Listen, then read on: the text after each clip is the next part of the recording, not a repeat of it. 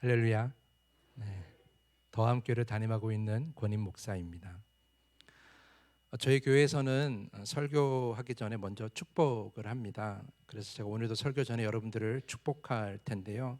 제가 축복하면 여러분들은 아멘으로 믿음을 가지고 응답하시면 됩니다.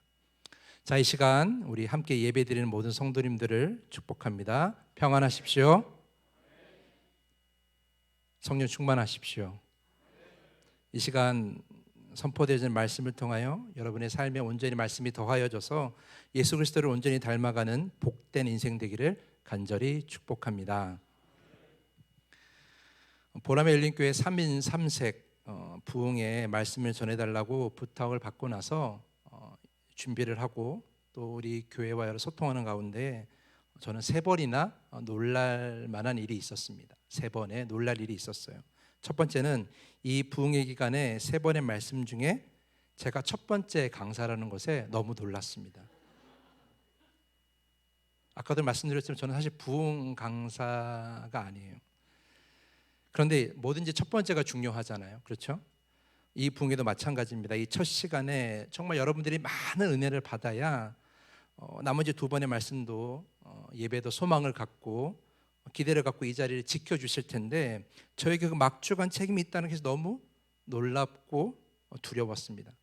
오는 길에 차 안에서 아내가 저에게 그러는 거예요. 첫 번째 시간 너무 중요한 거라고. 이미 부담을 가지고 있는데 또 부담을 계속 주는 거예요.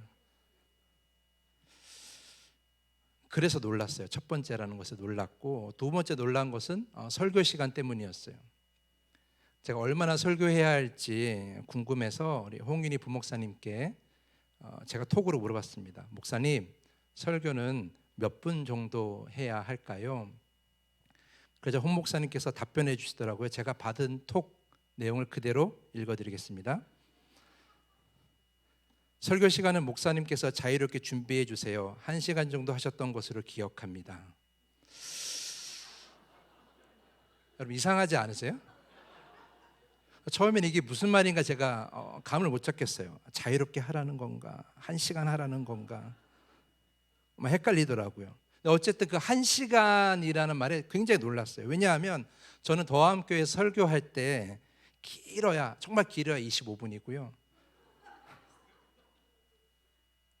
짧으면 20분, 보통 22분에 13분 정도 합니다. 그 1시간 설교하려면 주일 설교 2편을 준비하는 것과 마찬가지예요. 너무 부담스러웠어요. 놀라지 않을 수가 없었어요. 가뜩이나 우리 육성수 목사님 설교 너무 좋잖아요. 너무 은혜롭잖아요.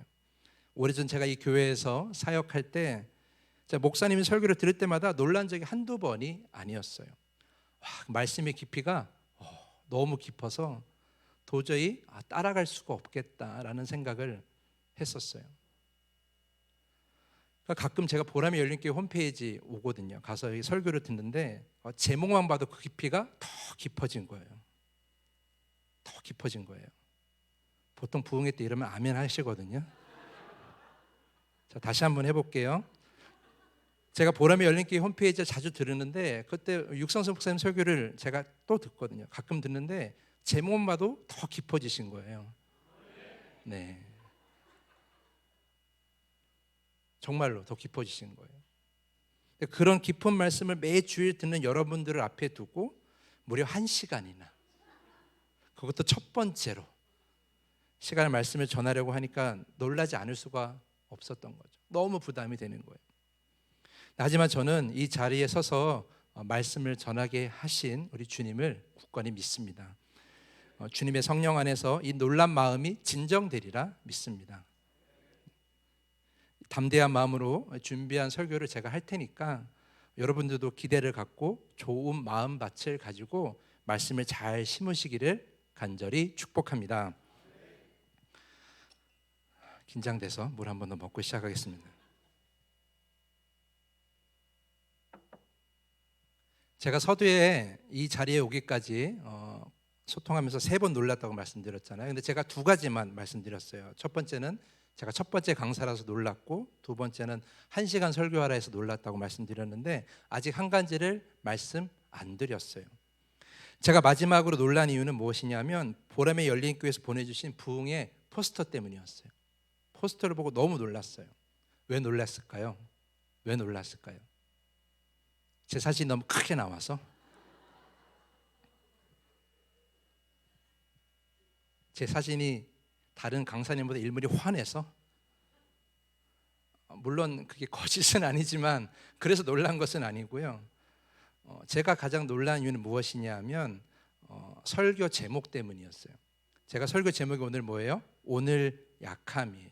그러니까 약함이라는 단어가 들어가는 설교를 준비했어요. 그런데 마지막 강사님의 설교 제목에도 약함이 들어가더라고요. 여러분 절대 서로 연락하지 않았습니다. 저는 모르는 목사님이에요. 제가 그 목사님과 이번에는 약함에 관해서 주제로 설교하자고 말한 적도 없고, 우리 홍 목사님하고 통화할 때도 제가 주제가 뭐냐 그랬을 때 자유롭게 하세요 이렇게 얘기를 하셨거든요. 자유롭게 결정했는데 두 설교가 다 약함이었던 거예요. 아마 여러분들도 놀라셨을 거예요. 제가 아까 목사님하고 이야기를 나누는데 우리 목사님 사모님께서도 굉장히 놀라셨다라고 말씀하시더라고요.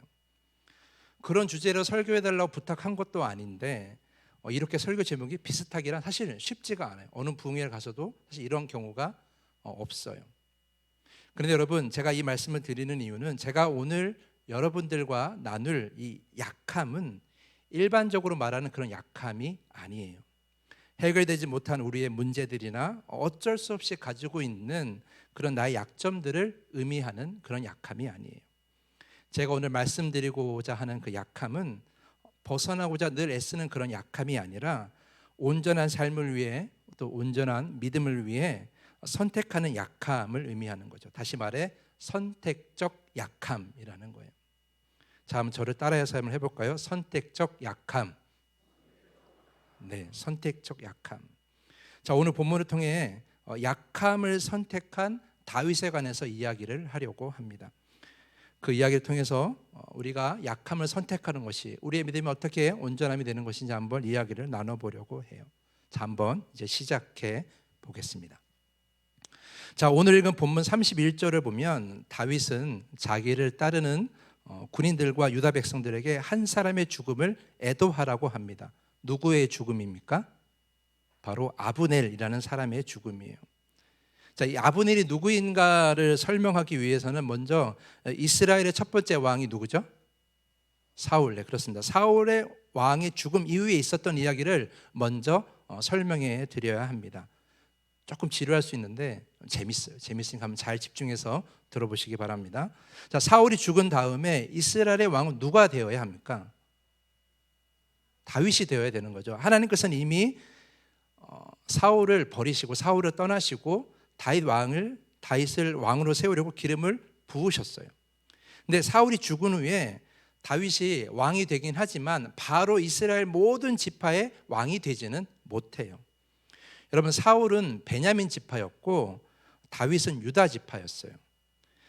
다윗이 왕이 되면 지파의 중심이 베냐민에서 어디로 바뀔까요? 당연히 유다 지파로 바뀌게 되는 것이죠. 이 상황을 베냐민 지파를 포함한 11지파가 못마땅하게 여겨요. 절대 그럴 수 없다라고. 그러면서 유다 지파를 견제하면서 나머지 11지파가 사울의 아들 이스보셋을 왕으로 세웁니다.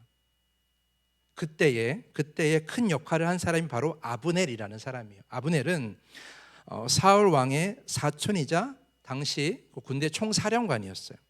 군대를 장악하는 그 힘으로 이스보셋을 왕으로 세워줘. 반대로 다윗은 어디의 왕이 돼요? 유다 지파의 왕만 됩니다. 자, 여기까지 이해하셨죠? 충분히. 자, 이후에 사무엘하 2장 중반부를 보면 유다 지파와 나머지 11지파 간의 싸움이 일어나요. 싸움이 일어나는데 이때 11지파 쪽에 지휘관은 아브넬이었고 유다 지파 쪽의 지휘관은 요압이었어요. 이 싸움에서 요압이 승리하지만 요압의 동생 아사헬이 아브넬의 손에 죽게 됩니다. 이 일로 요압이 아브넬을 굉장히 미워하게 돼요. 언젠가 내가 아브넬을 죽일 것이다, 꼭 복수하겠다 다짐을 가지고 그 화를 가지고 있었어요. 분노를 가지고 있었어요. 이후에 11지파의 왕이었던 이스보셋과 아브넬이 좋은 관계에 있다가 갑자기 관계가 틀어지게 돼요. 다툼을 하게 되죠. 이 일로 아브넬은 다윗에게 투항하게 되고 통일된 이스라엘의 왕이 되도록 돕겠다고 약속을 하게 됩니다. 그래서 아브넬은 11지파의 장로들을 데려다 놓고 우리가 다윗을 왕으로 세우자고 얘기합니다. 그리고 베냐민 지파 사람들을 다 모아서 설득합니다. 우리가 다윗을 왕으로 세우자라고 말이죠. 그래서 결의를 받아내요. 이 소식을 가지고 다윗에게 가죠. 아브넬은 이 기쁜 소식을 다윗에게 전하고 다윗은 너무 기뻐서 이 소식을 듣고 아브넬과 큰 잔치를 벌이게 돼요. 그리고 환대받은 아브넬이 다시 집으로 돌아가게 됩니다. 문제는 아까 아브넬을 누가 미워한다 그랬어요? 요압. 네. 요압이 이때 아브넬이 왔다 갈 때에 요압이 다윗과 함께 없었어요. 어디 나가 있었는데 이제 돌아와서 아브넬이 집으로 돌아간 다음에 그제서야 와서 이 소식을 듣게 되는 거예요. 아브넬이 왔다 갔다고. 그러자 요압은 다윗에게 따지듯이 이야기를 합니다. 어떻게 아브넬을 그냥 돌려보낼 수 있습니까? 어떻게 나의 동생을 죽인 그 아브넬을 살려둘 수가 있습니까? 지금 아브넬은 왕을 도우려고 하는 것이 아닙니다. 지금 왕을 속이려고 하는 것입니다. 왕을 도우려고 하는 것이 아니라 지금 이 땅의 모든 것을 정탐하러 온 것입니다라고 이렇게 이야기를 해요. 모함하는 거죠. 그러면서 아브넬을 찾아가서 어떻게 해요? 바로 죽여버려요. 요압이. 아브넬을 모함하고 왕을 위한 척하면서 자신의 동생의 원수를 갚은 것이 바로 요압의 모습이었어요. 여기까지가 오늘 읽은 본문 이전에 있었던 일들입니다. 자, 한번 생각해 보겠습니다. 한번 생각해 보세요. 만약 여러분이 다윗이라면 요압이 아브넬을 죽인 것을 알았을 때 어떤 반응이었겠어요? 만약 여러분이 다윗이라면 요압이 아브넬을 죽인 것을 알았을 때 여러분의 마음은 어떻겠어요? 잘했다고 칭찬할 만할까요? 기뻐했을까요? 적의 수장을 죽였으니 훈장을 줬을까요? 아니에요. 지금 다윗이 바라는 것은 서로의 싸움이 아니었어요. 다윗은 오직 하나, 분열된 이스라엘이 하나가 되길 바랬어요. 그래서 하나 된 이스라엘, 통일된 이스라엘의 왕이 되는 것을 원했던 거죠. 그는 사울이 죽었을 때도 기뻐하지 않고 크게 애도했어요. 왜냐하면 잘못하다가는 다른 지파에 반감을 살 수 있다는 생각에 사울의 죽음도 애도했어요. 근데 여러분, 사울이 다윗을 얼마나 괴롭혔어요? 굉장히 힘들게 했죠. 그럼에도 불구하고 다윗은 사울의 죽음을 애도했습니다. 왜냐하면 이 이스라엘이 분열되지 않기를 바랬기 때문이에요. 하나된 이스라엘의, 통일된 이스라엘의 왕이 되기를 그는 바랬던 거죠. 그래서 그 아브넬의 투항이 너무나 좋았어요. 기뻤어요. 그런데 이것이 뜻대로 되지 않은 거죠. 아브넬의 죽음 때문에. 이제 이스라엘의 앞길은 어떻게 될지 장담할 수가 없었던 거예요. 그런 다윗이 요압의 행동을 보고 좋아했겠냐고요. 너무 싫어했겠죠. 오늘 읽진 않았지만 사무엘하 3장 29절을 보면 아브넬의 죽음을 알고 요압이 그를 죽였다는 소식을 듣고 요압을 저주해요. 제가 세 번역을 읽어드립니다. 오직 그 죄는 요압의 머리와 그 아버지 온 집안으로 돌아갈 것이다. 앞으로 요압의 집안에서는 고름을 흘리는 병자와 나병 환자와 지팡이를 짚고 다니는 다리 저는 사람과 칼을 맞아 죽는 자들과 굶어 죽는 사람이 끊어지지 않을 것이다. 이렇게 저주해요. 얼마나 화가 났으면, 얼마나 분노했으면 이런 저주를 요압에게 했겠어요. 다윗의 분노를 충분히 알 수 있는 그런 말씀이에요. 그런데 여러분 너무 이상한 것은 그렇게 분노하고 그렇게 이 일에 대해서 큰 실망을 했음에도 불구하고 다윗이 요압에게 책임을 묻지 않는다는 거예요. 요압에게 징계를 하지 않는 것이죠. 통일된 이스라엘이 바로 눈앞에 있었는데 그 요압의 감정적인 행동으로 다 무산됐잖아요. 다 물거품이 되어버린 거예요. 그럼에도 불구하고 다윗은 요압에게 그 책임을 묻지 않는다라는 거예요. 왜 그랬을까요? 왜 그랬을까? 일반적으로 이 질문에 대해서 많은 사람들이 이렇게 이야기를 합니다. 요압의 힘이 그만큼 강했다. 유다 지파에서 요압의 힘이 그만큼 강했기 때문에 다윗이 어쩔 수 없이 요압을 징계하지 못했다, 책임을 묻지 못했다, 이렇게 이야기를 합니다. 그 증거가 어디 있냐? 오늘 읽은 39절이라고 이렇게 이야기를 해요. 39절 말씀 읽어보겠습니다. 39절 읽어보면 이렇게 다윗이 신하들 앞에서 말을 합니다. 내가 기름 부음을 받은 왕이 되었으나 오늘 약하여서 스루야의 아들인 이 사람을 제어하기가 너무 어려우니 이렇게 고백을 합니다. 혼잣말도 아니고 신하들 앞에서 이렇게 얘기를 한 거예요. 스루야의 아들, 즉 이 요압을 마음대로 할 수 없다, 이런 식으로 이야기한 것처럼 보이죠. 하지만 여러분, 이것은 그렇게 단순하게 이해할 만한 그런 말이 아니에요. 정말 다윗이 요압에게 앞에서 힘이 없었다라고 이해할 만한 그런 말은 아니라는 거예요. 왜냐하면 앞에 다른 말씀을 보면 다윗이 정말 요압보다 힘이 없었을까? 그걸 의심하게 만드는 정황들이 너무나 많이 있기 때문이에요. 자, 먼저 36절 말씀 봅니다. 36절을 보면 이렇게 되어 있어요. 온 백성이 보고 기뻐하며 왕이 무슨 일을 하든지 무리가 다 기뻐함으로 라고 되어 있어요. 이 말씀 전에 보면 다윗이 금식하면서 아브넬을 애도합니다. 그런데 이것을 보고 온 백성이 기뻐했다라고 기록되어 있어요. 다윗이 아브넬을 진심으로 애도하는 모습을 백성들이 너무 좋아했다라는 거예요. 왜냐하면 그 백성들도 아브넬을 진심으로 애도하고 있었기 때문에, 그 아브넬의 죽음을 안타까워하고 있었기 때문이에요. 반대로 생각하면 이렇게 말할 수 있어요. 아브넬을 죽인 요압에 대해서는 그리 좋지 않은 감정을 가지고 있었을 거라는 거예요. 누가? 백성들이. 그러니까 요압에 대해서, 요압의 큰 힘을 가지고 있었던 것은 분명하지만 요압에 대해서 좋지 않은 감정을 가지고 있었을 거라는 거예요. 이런 백성들이 있었는데 다윗이 요압을 징계하지 못했다, 책임을 묻지 못했다라고 하는 것은 앞뒤가 맞지 않는 거예요. 더군다나 36절을 보면 다윗이 무엇을 하든지 온 백성이 기뻐했다라고 기록하고 있어요.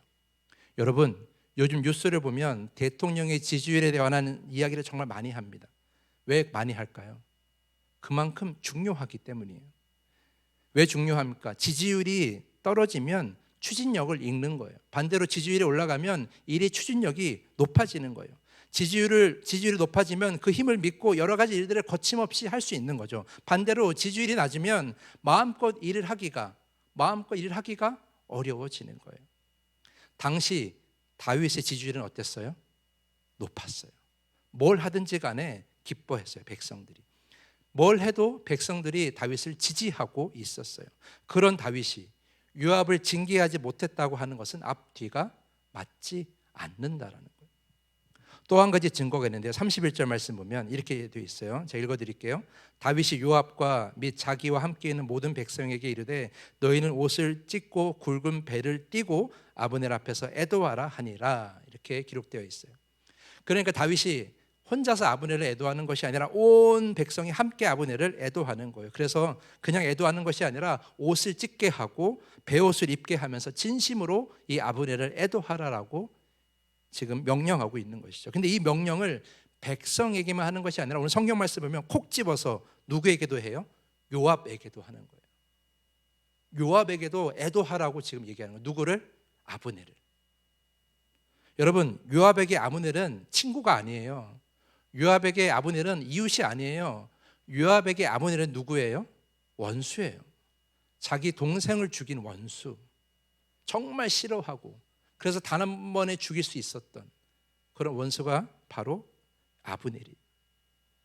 근데 너무 미워해서 앞뒤 가리지 않고 상황 따지지 않고 그냥 죽였던 그 원수를 애도하라니, 이게 말이 되는 일입니까? 만약 여러분이 요압이라면 아브넬을 애도할 수 있겠습니까? 자기 동생을 죽인 그를 애도할 수 있겠어요? 절대 그럴 수 없는 거예요. 죽은 아브넬을 위해서 옷을 찢겠다고? 전 못합니다. 죽은 아브넬을 위해서 베옷을 입으라고? 전 못합니다. 이렇게 얘기할 것이 요압이라는 거예요. 차라리 제가 징계를 받으면 받았지 절대 아브넬은 애도할 수 없습니다. 이렇게 얘기할 사람이 바로 요압이라는 거예요. 그런데 오늘 본문을 보면 요압도 장례에 참여하고 있다. 이것이 무엇을 의미합니까? 요압을 아브넬의 장례, 아브넬을 애도하는 자리에 머물게 할 만큼 다윗의 힘이 강했다라는 거예요. 그래서 이러한 증거들을 통해서 우리가 결론 내릴 수 있는 것은 한 가지예요. 다윗은 결코 약하지 않았어요. 다윗은 결코 요압보다 힘이 약하지 않았어요.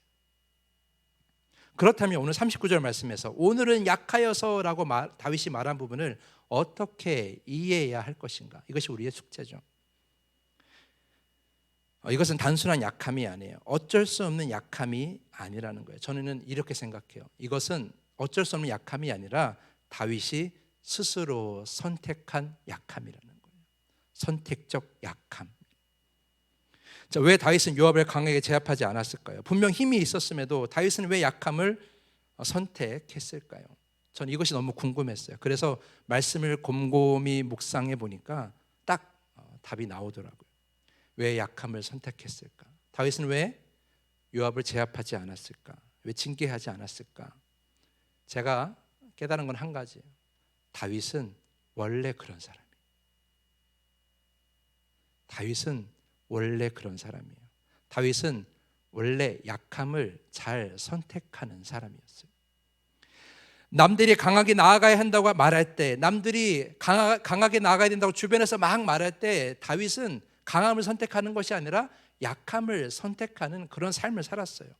남들이라면 강함을 선택하는 그런 당연한 순간에도 다윗은 남들이 다 선택하는 강함이 아니라 약함을 선택하는 그런 사람이었다라는 거예요.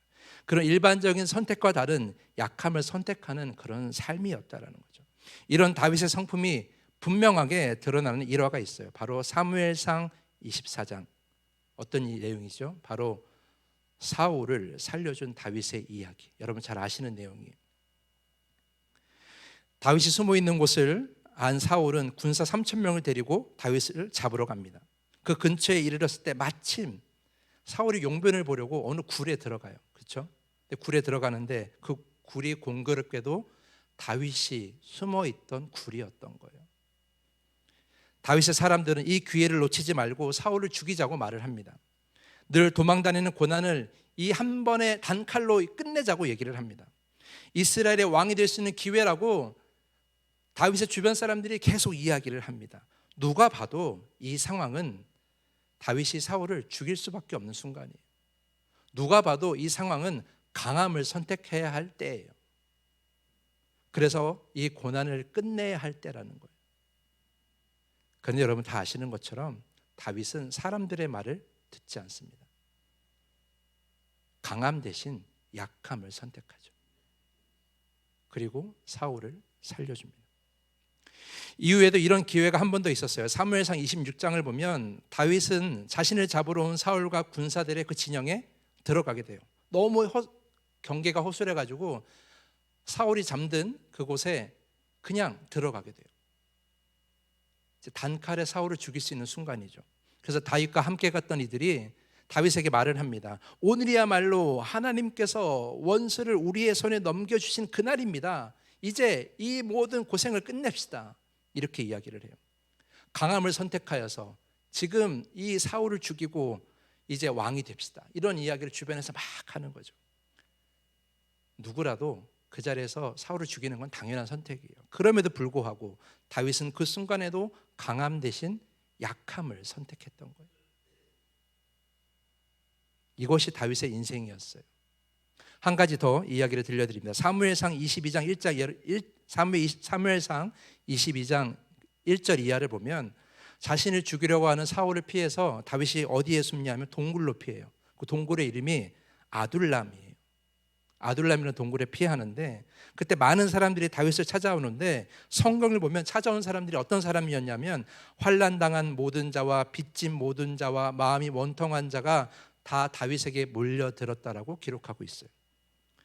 여러분 한번 잘 생각해 보십시오. 도망 다닐 때 혼자가 편해요? 여럿이 편해요? 네? 혼자. 당연히 혼자가 편하죠. 여럿이 다니면 금방 잡히기 쉬워요.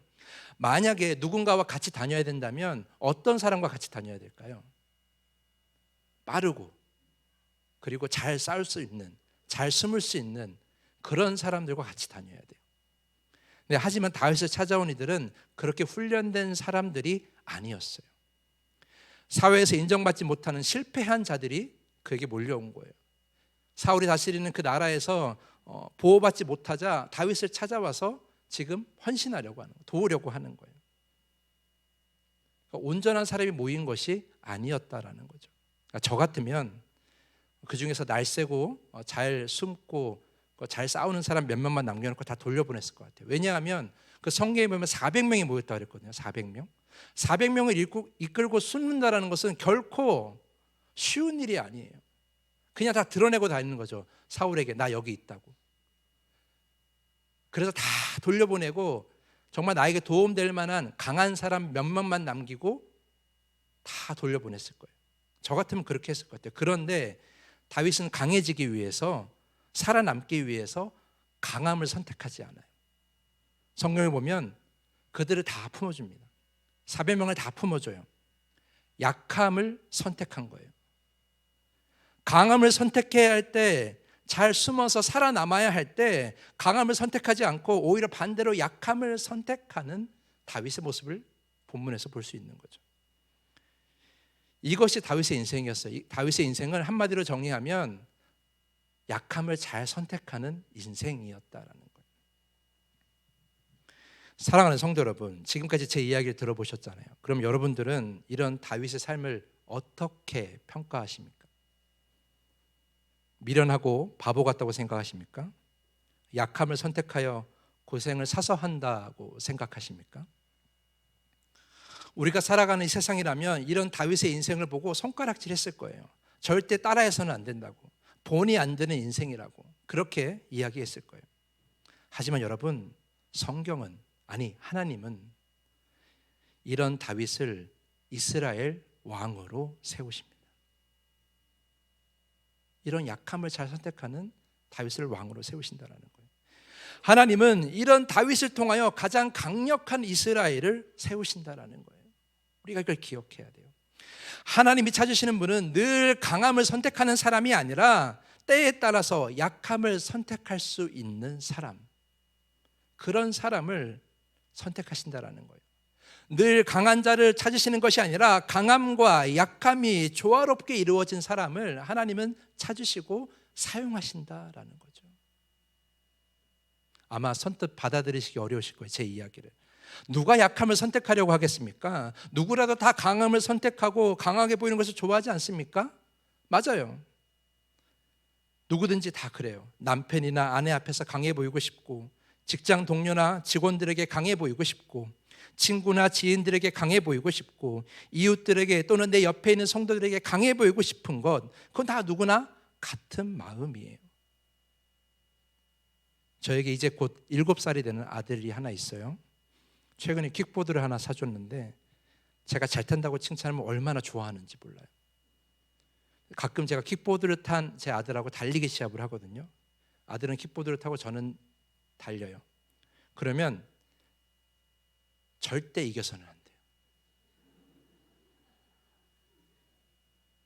한 번이라도 이기잖아요. 그러면 화를 내면서 말해요. 아빠 다시 해. 그 똑같이 처음 출발했던 곳으로 다시 가야 돼. 가서 똑같은 자세로 다시 해야 돼. 그냥 다시 해도 되는데 이전과 같은 상황을 만들어가지고 다시 해야 되는 거예요. 왜? 이기려고. 저에게 강한 모습을 보이려고. 우리는 어려서부터 우리는 이거에 너무 익숙해져 있어요. 무조건 이겨야 되고 무조건 강해야 되고, 어린이집에 가면 맞으면 안 되고 때려야 되고.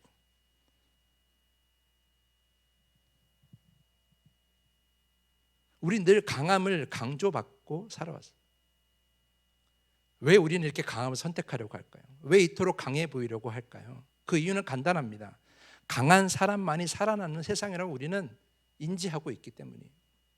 이 세상 맨 위에 있는 사람, 이 세상을 다스리는 사람이 강한 사람이고, 그 강한 사람이 찾는 사람도 강한 사람이다라는 거예요. 그 강한 사람이 약한 사람을 곁에 두지 않죠. 왜냐하면 자신도 약해질까 봐 두려워서 강한 사람만 찾아요.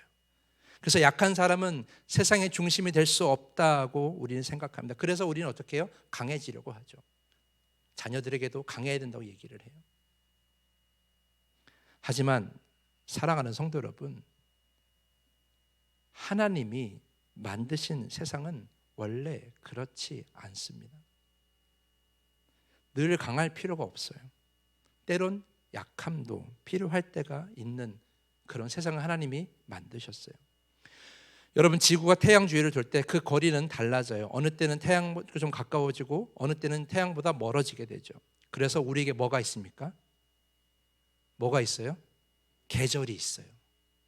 빛이 강하고 정말 뜨거운 여름도 있고 빛이 약하고 추운 겨울도 있어요. 그리고 강함과 약함이 어울리는 봄과 가을도 있습니다. 하나님이 만드신 세상은 이렇습니다. 강함만 있는 것도 아니고 약함만 있는 것도 아니고 강함과 약함이 잘 어울려 있는 그런 세상을 하나님이 만드신 거예요.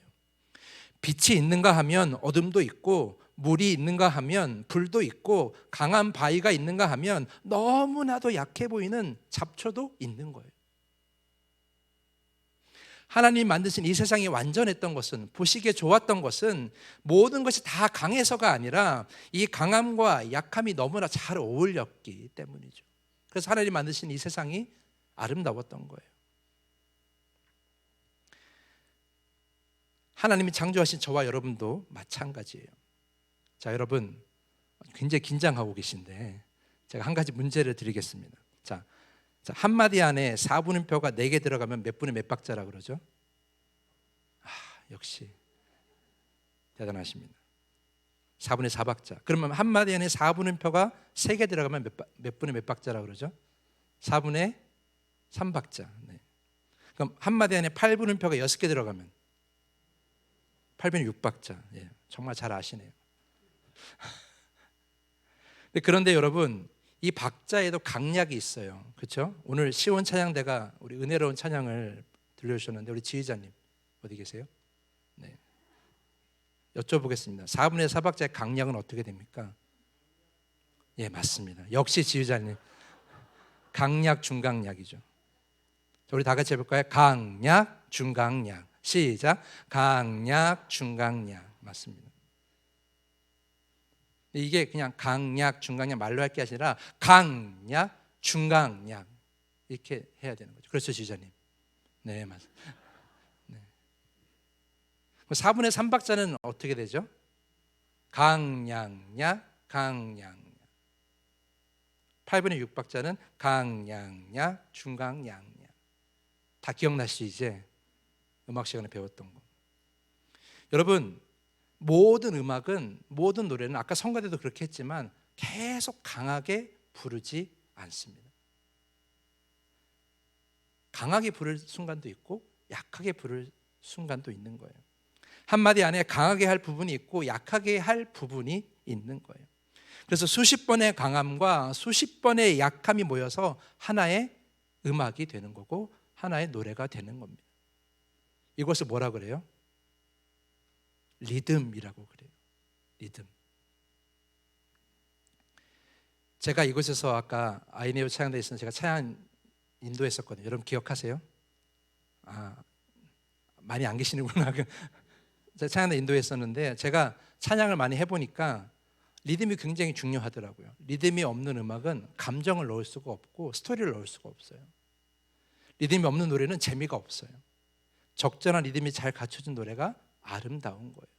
그래서 우리 지휘자님 지휘했을 때도 강약을 표현하시잖아요. 그렇죠? 우리의 인생도 이런 음악과 마찬가지라고 생각합니다. 우리 인생에도 뭐가 필요해요? 리듬이 필요해요. 기쁜 일, 슬픈 일이 반복돼야 한다는 그런 말이 아니에요. 제가 드리고 싶은 말은 이거예요. 어떤 일을 할 때는 늘 강할 필요가 없다는 거죠. 강함과 약함을 적절히 선택하며 해야 된다는 거예요. 때에 따라서 강하게 밀고 나가기도 할 때도 있지만 때로는 약하게 뒤로 물러서야 할 때도 있는 거예요. 때로는 지금의 힘과 속도를 유지해야 할 때도 있는 거예요. 이런 리듬이 우리에게 필요한 거죠. 자, 저를 따라서 한번 얘기해 볼까요? 리듬 있는 인생이 되자. 네, 한 번 더 해볼게요. 리듬 있는 인생이 되자. 자, 하나님은 이런 적절한 리듬이 있는 인생을 사용하시는 거예요. 바로 다윗처럼 말이죠. 다윗은 늘 약함만 선택했던 것은 아니에요. 여러분 잘 아시는 골리앗과의 싸움 기억하시죠? 그때는 약함이 아니라 뭘 선택했어요? 강함을 선택했던 사람이 바로 다윗이에요. 그의 외모는 너무나 왜소해 보였어요. 그저 양치기일 뿐이었어요. 근데 우연히 하나님을 모욕하는 골리앗을 보게 되죠. 그래서 다윗은 하나님을 위해서 그 순간 뭘 선택해요? 강함을 선택합니다. 근데 여러분 그 말씀 보면 모든 사람들이 골리앗을 두려워하고 있어가지고 뭘 선택하고 있었어요? 약함을 선택하고 있었어요. 지금은 나설 때가 아니다, 지금은 싸울 때가 아니다, 이렇게 생각하면서 그 누구도 골리앗과 싸우려고 하지 않았어요. 그 순간만큼은 약함을 선택하는 것이 진리이고 약함을 선택하는 것이 내가 사는 길이라고 다 그렇게 생각하고 있었어요, 그 모든 이스라엘 군사들이. 그런데 그 순간에 다윗은 뭘 선택한 거예요? 강함을 선택한 거예요. 약함을 선택하던 사람들이 다윗을 말렸습니다. 나가서 싸우지 말라고, 나가면 죽는다고 말을 합니다. 하지만 다윗은 당당하게 갑옷도 입지 않고 나갑니다. 그리고 하나님의 이름으로 물맷돌 하나 딱 던져서 골리앗을 쓰러뜨립니다. 사랑하는 성도 여러분, 다윗의 인생에는 리듬이 있었어야 약해야 될 때 약하고 강할 때 강함, 그 강함과 약함을 잘 선택해서 하나님께 온전히 쓰임을 받았습니다. 예수 그리스도를 한번 생각해 볼까요? 예수께서는 아픈 사람, 마음이 병든 사람, 귀신 들린 사람, 죄인들을 매우 긍휼히 여기셨어요. 그들을 볼 때마다 늘 포근하게 안아주시고 약함을 선택하셔서 그들을 돕기로 애쓰셨죠. 강한 모습을 절대 그들에게 보이지 않으셨어요. 하지만 유대교의 지도자들을 만날 때에는 정반대의 모습을 보이셨어요. 강함을 선택하시며 물러나지 않으셨어요. 논쟁할 때마다 그들이 아무 대답도 하지 못할 정도의 그런 말씀을 다 하셨어요. 그런 장면이 복음서에 굉장히 많이 기록되어 있어요.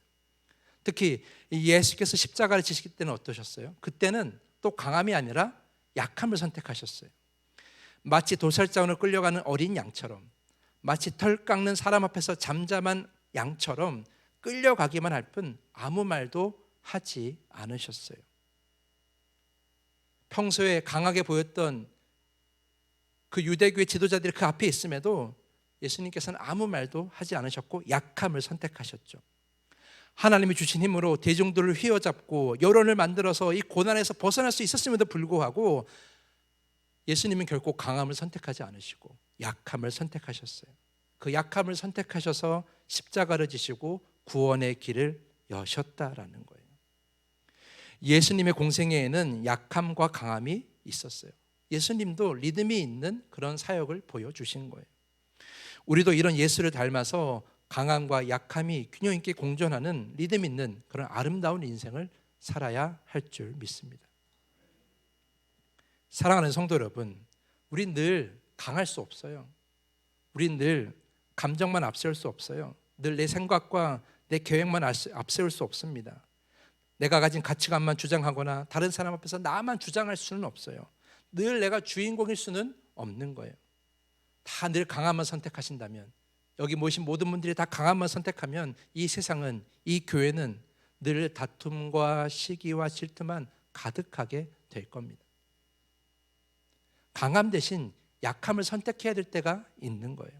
내 감정보다 상대방의 감정이 더 우선이어야 할 때가 있는 것이고, 내 생각보다 다른 사람의 생각이 더 필요할 때가 있는 거예요. 내가 가진 가치관을 포기하고 다른 가치관을 수용해야 할 때도 있는 거예요. 주인공이 아니라 주변인으로 섬겨야 할 때도 있는 것이고, 높은 자리가 아니라 낮은 자리로 가서 우리가 누군가를 섬겨야 할 때도 있는 겁니다. 그렇게 우리에게는 강함과 약함이 공존해야 되는 거죠. 전도서 3장 1절에서 8절 말씀 보면 이렇게 기록되어 있어요. 범사의 기한이 있고 천하만사가 다 때가 있나니 날 때가 있고 죽을 때가 있으며, 심을 때가 있고 심은 것을 뽑을 때가 있으며, 죽일 때가 있고 치료할 때가 있으며, 헐 때가 있고 세울 때가 있으며, 울 때가 있고 웃을 때가 있으며, 슬퍼할 때가 있고 춤출 때가 있으며, 돌을 던져버릴 때가 있고 돌을 거둘 때도 있으며, 안을 때가 있고 않는 일을 멀리할 때가 있으며, 찾을 때가 있고 잃을 때가 있으며, 지킬 때가 있고 버릴 때가 있으며, 찢을 때가 있고 꿰맬 때가 있으며, 잠잠할 때가 있고 말할 때가 있으며, 사랑할 때가 있고 미워할 때가 있으며, 전쟁할 때가 있고 평화할 때가 있느니라. 굉장히 오묘한 말씀이죠. 이제 깊이 있는 말씀이에요. 그런데 저는 이 말씀에서 인생의 리듬을 배운다고 생각합니다. 하나님께서 우리에게 가르쳐 주시는 거예요. 때에 따라서 강할 때가 있고 약할 때가 있다는 것을 오늘 말씀으로 보여주시는 거죠. 하나님은 이미 오래전부터 인생의 리듬을 우리에게 가르쳐 주고 계셨던 거예요. 이제 우리도 이제 하나님 안에서 그 리듬을 찾아야 되는 거예요. 강약, 중강약, 강약약, 중강약약. 지금은 어떤 때입니까? 강해야 할 때입니까? 아니면 약함을 선택해야 할 때입니까? 잘 모르시겠으면 그때는 우리 안에 명확한 기준을 가져야 돼요. 저는 드럼을 연주할 줄 압니다. 아까 보니까 아이네어 찬양단의 드럼도 굉장히 훌륭하게 연주하시던데, 드럼의 역할은 박자만 맞추는 것이 아니라 한 곡을 찬양할 때 그 강약도 조절해 내는 것이 바로 드럼의 역할이에요. 킥베이스나 스네어나 탐탐이나 심볼로 그 강약을 조절해 내는 거죠. 아까 보니까 너무 잘하더라고요. 부흥 찬양할 때 처음에는 잔잔하게 들어가다가 나중에 힘차게 치는 그런 모습을 보면서 이런 드럼을 중심으로 그 강약이 조절되는 그 찬양을 제가 보았어요. 인생의 리듬에도 기준이 있어야 되는 거예요. 내 마음대로 선택하는 것이 아니라, 내 마음대로 강함과 약함을 선택하는 것이 아니라 기준이 있어야 되는 거예요. 그것이 무엇일까요? 바로 예배이고 말씀이며 기도며 성령님입니다. 그 안에서 우리의 강함과 약함을 선택할 줄 알아야 되는 거예요. 그래서 우리는 그 적절한 리듬 있는 인생을 살기 위해서 늘 예배자가 되어야 되고, 기도자가 되어야 되고, 말씀을 묵상하는 자가 되어야 되는 것이죠. 그것을 잊지 마셨으면 좋겠어요. 그 적절한 리듬이 어디에 있어요? 말씀에 있고, 예배에 있고, 여러분이 기도에 있다는 거예요. 여러분 꼭 기억하시길 간절히 부탁을 드립니다. 그리고 한 가지 더, 한 가지 명심할 것이 있어요. 제가 지금까지 이렇게 계속 설명을 했는데 우리 안에 여전히 남아있는 부담감이 있어요. 과연 약함이 나에게 도움이 될 것인가라는 그런 부담감이 있어요. 그래서 약함을 선택하기가 쉽지 않아요. 하지만 여러분, 제가 분명하게 말씀드립니다. 하나님 안에서 선택하는 약함은 결코 후퇴가 아닙니다. 하나님 안에서 선택하는 약함은 결코 그냥 약함이 아니에요. 오늘 다윗이 약함을 선택했지만, 그러나 공의로운 하나님께 모든 것을 맡기고 의지하며 하나님께 모든 결과를 맡겼어요. 그러니까 하나님의 강함을 선택하는 거죠. 여러분 잘 기억하세요. 우리가 약함을 선택할 때에는 우리는 하나님의 강함을 선택하는 것과 같다는 거예요. 우리가 약함을 선택할 때에 하나님은 그걸 내버려 두지 않으시고 하나님의 강함으로 우리에게 역사하신다라는 거예요. 우리가 약할 때 하나님의 강한 손이 우리를 붙잡아 주신다라는 거죠. 오늘 다윗은 약함을 선택했습니다. 그래서 어떻게 됐습니까?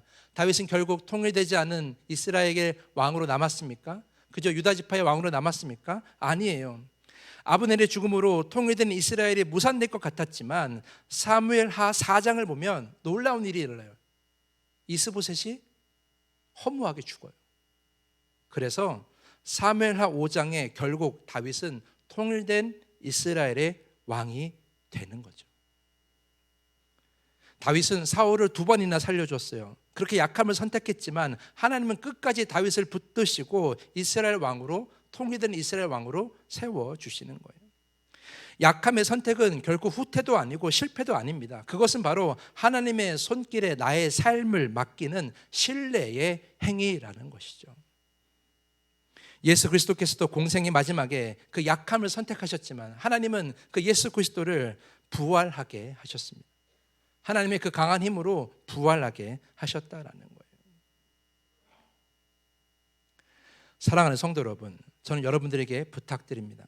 오늘 설교 제목이 뭐예요? 오늘은 약함이. 지금까지 늘 강하게 살아오신 우리 성도님, 저 세상에서 또 내가 가는 모든 곳에서 늘 강하게 보이려고 애쓰신 우리 성도님들 참 애쓰셨는데 제가 한 가지 부탁드리고 싶은 것이 있어요. 오늘만큼은 약함을 선택하시기를 간절히 축복합니다. 약함을 선택하시라는 거예요. 한번 실천해 볼까요? 옆에 있는 성도 한 사람 붙잡으시고, 꼭 붙잡으셔야 돼요. 붙잡으시고, 자, 이렇게 말하는 걸 따라 합시다. 당신이 저보다 잘생겼습니다.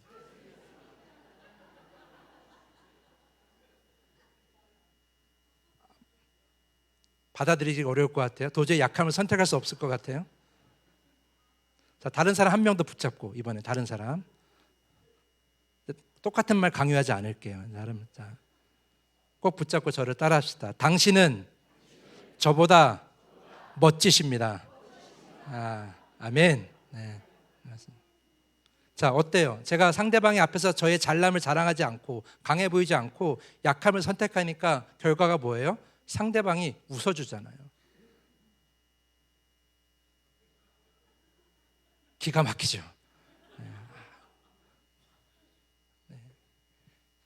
결코 약함은 약함으로 끝나지 않는다라는 거예요. 우리가 약함을 선택하는 것은 우리 인생에 리듬 있는 삶이고 유익하다는 걸 여러분이 기억하셔야 되는 거죠.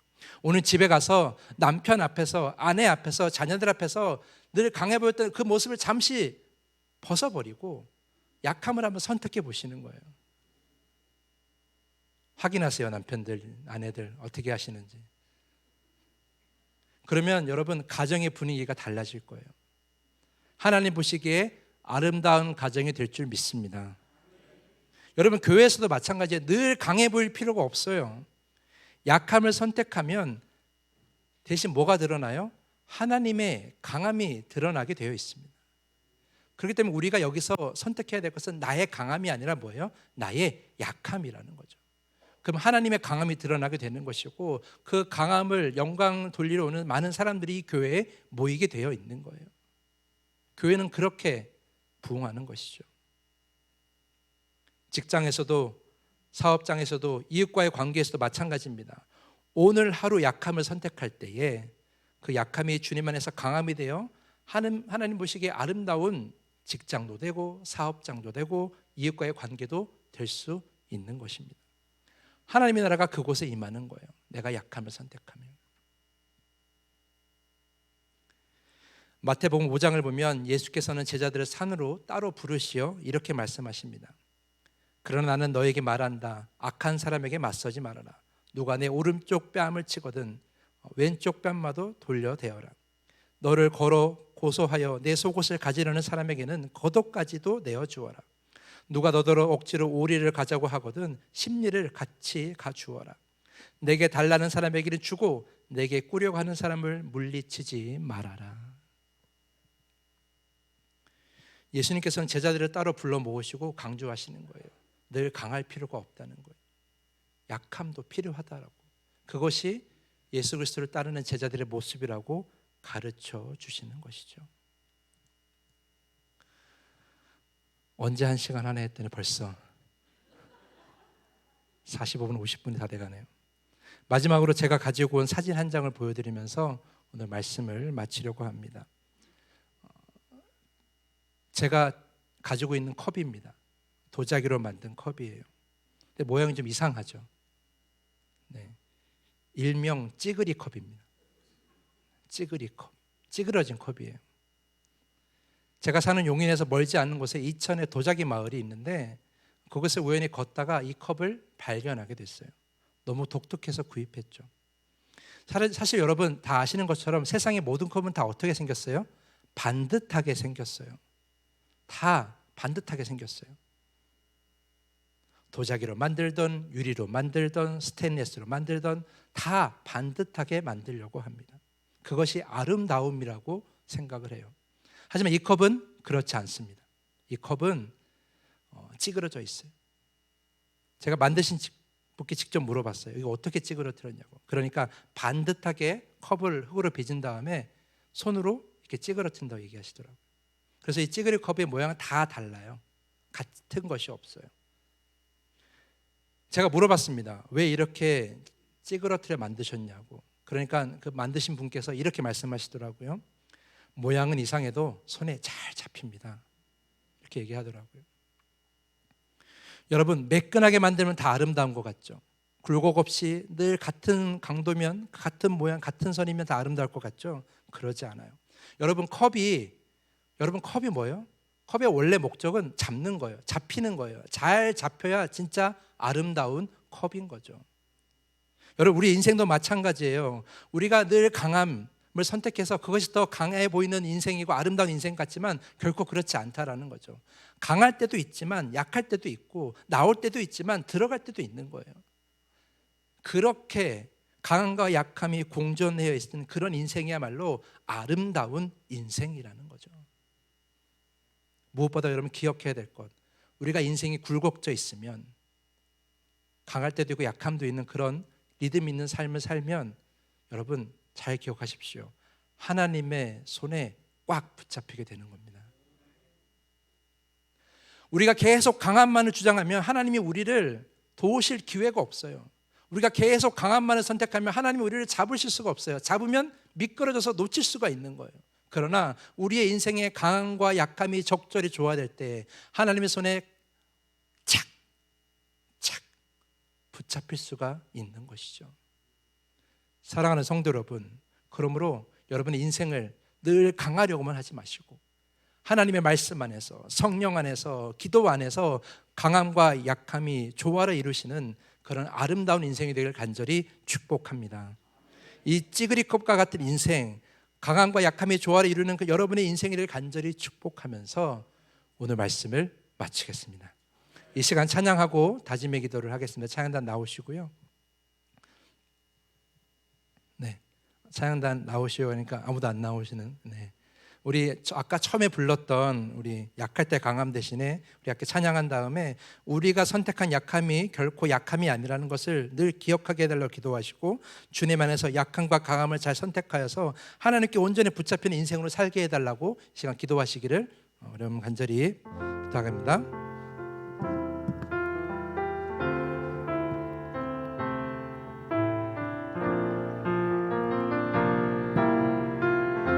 찬양합니다. 약할 때 강함 대신에, 약할 때 강함 대신에 나의 보배가 되신 주 나의 모든 것,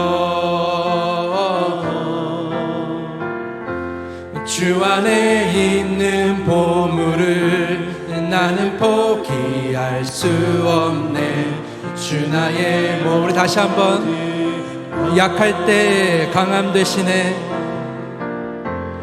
약할 때 강함 대신에 나의 보배가 되신 주 나의 모든 것, 주 안에 있는 보물을 나는 포기할 수 없네. 주 나의 모든 것, 우리 예수를 닮기 원합니다.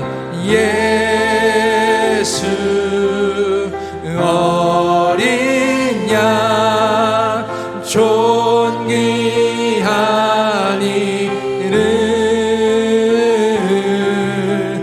예수 어린 양 존귀, 우리 한 번 더 고백합니다. 예수 어린 양, 우리 함께 찬양합니다. 예수 어린 양 존귀한 이름, 예수 어린 양 존귀한, 우리 시간에 우리 간절히 기도합니다. 주님, 늘 강함을 선택했던 우리 어리석은 삶을 이제 돌이키게 하여 주시옵소서. 이제 하나님께서 말씀하신 그 강함과 약함의 그 온전한 조화로운 인생을 살게 하여 주시옵소서. 하나님께서 약함을 선택하신 예수 그리스도를 하나님께서 온전한 강함으로 살려주셨다는 것처럼 우리도 약함을 선택하여 하나님의 강함이 드러나는 온전한 믿음의 인생이 되게 하여 주시옵소서. 우리 강함과 약함이 온전히 조화되어서 하나님의 손에 붙잡혀 되는 그런 온전한 인생이 되게 해달라고 이 시간에 주님의 이름을 한번 부르고 우리 동성으로 기도하겠습니다. 주여, 아버지 하나님, 이 시간 간절히 기도합니다. 오늘 우리 인생을 다시 한번 돌아보게 하여 주시옵소서. 우리 인생을 다시 한번 우리가 살펴보게 하여 주시옵소서. 하나님, 이 시간 간절히 기도하기 원하오니 오늘 나의 인생의 가운데 강함과 약함이 온전히 공존하는 조화로운 인생이 되게 하여 주시고 하나님, 그 리듬 있는 인생이 될 수 있도록 아버지 인도하여 주시옵소서. 하나님, 어떤 때는 약함을, 어떤 때는 강함을 선택하시며 그 온전한 예수 그리스도의 그 모든 삶을 완수하셨던 것처럼 오늘 다윗의 그 인생처럼 우리도 오늘의 강함과 약함을 예수 그리스도의 말씀 안에서, 오늘 성령 안에서, 우리 예배 안에서, 기도 안에서 적절히 선택해 나아가는 우리 인생 되게 하여 주시옵소서.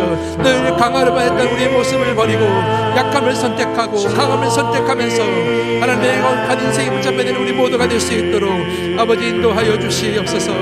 주님, 우리의 인생을 돌아보게 하여 주시고 주님의 쓰고 있는 모든 것들이 온전한 예수님이 될 수 있도록 아버지 도와주시옵소서. 하나님 도와주시옵소서.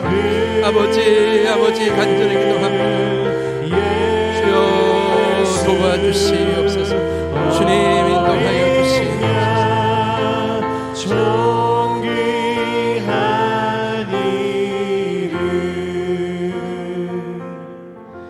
하나님, 우리의 인생을 다시 한번 돌아봅니다. 늘 강하기만 하려고 했고, 늘 이기려만 하고 했고, 늘 드러나려고만 하고 했던 우리의 그런 인생을 돌아보게 하여 주시고, 이제 십자가에서 약함을 선택하셨던 그 예수 그리스도를 따라 우리도 때에 따라서 약함을 선택하며, 그래서 강함과 약함이 온전히 공존하는 아름다운 인생이 되게 하여 주시고, 주님의 손에 온전히 붙잡히는 우리의 인생 되게 하여 주시옵소서. 주님, 특별히 이 교회가 하나님 스스로 낮아지는 교회, 약함을 선택하는 교회가 되게 하여 주시고 하나님의 강함을 드러내는 교회가 되게 하여 주시옵소서. 그래서 많은 성도들이 이곳에 모여 하나님께 영광을 돌리며 하나님의 강함 안에서 주님의 뜻을 이루어가는 귀한 보람이 열린 교회가 될 수 있도록 인도하여 주시옵소서. 오늘 들은 말씀 잘 기억하게 하여 주시고 힘들고 어려울 때마다 생각나게 하여 주셔서 하나님 말씀 안에서 가야 할 길을 온전히 찾을 수 있는 우리 모두가 되게 하여 주시옵소서. 오늘 말씀하여 주시고 우리 함께 하시는 주님께 정말 감사드리며 이 모든 것 우리를 사랑하시는 예수님의 이름으로 간절히 기도합니다. 아멘.